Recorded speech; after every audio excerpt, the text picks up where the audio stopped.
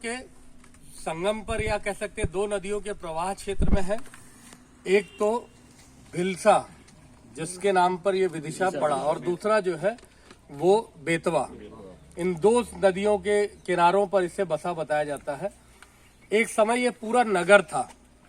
ऐसे समझिएगा कि आज जो आपको वीरान दिख रहा है यहाँ एक संपन्न नगर था और विदिशा जो था जिसे आप बेस नगर कहते हैं वो बेसिकली एक व्यापारिक शहर था और यही कारण था कि इसकी स्थापना का जो श्रेय दिया जाता है वो कहा जाता है चंद्रगुप्त द्वितीय विक्रमादित्य ने जब शकों को पराजित किया था।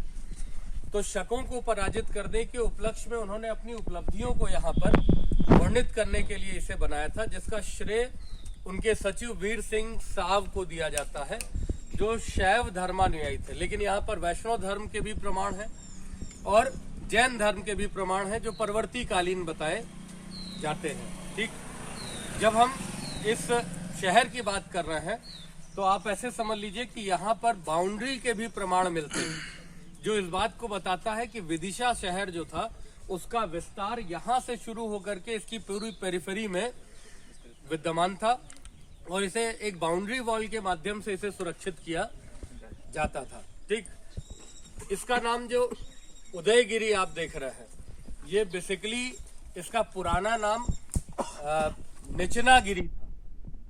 ठीक है, और इसका नाम जो उदयगिरी के रूप में रखा था वो रखा था राजा भोज के पौत्र थे परमारकालीन उदयादित्य।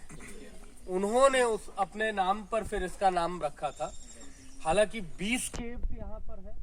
पहली केव जो है उसमें सूर्य की मूर्ति है और कहा जाता है कि पहली किरण जो सूर्य की आती है वो शहर के सबसे पहले इस भाग में आती थी, जिसके कारण से इसका नाम उदयगिरी, क्योंकि इस पर्वत पर आती थी इसलिए उदयगिरी पर्वत के नाम पर इसका। तो पहली केव जो है वो सूर्य को समर्पित है और पहली किरण वहां पर स्थापित होती है। ठीक, टोटल 20 केव्स है जिसमें जो सबसे ख्याति प्राप्त केव है वो 5वीं केव है जिसमें विष्णु के तीसरे अवतार वराह की कहानी उत्कीर्ण है और 18वीं 19वीं जो केव है वो भी महत्वपूर्ण है।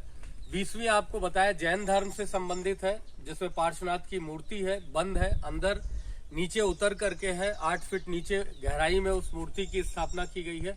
तो अब हम अंदर अध्ययन करेंगे और उसको देखते भी जाएंगे। ठीक।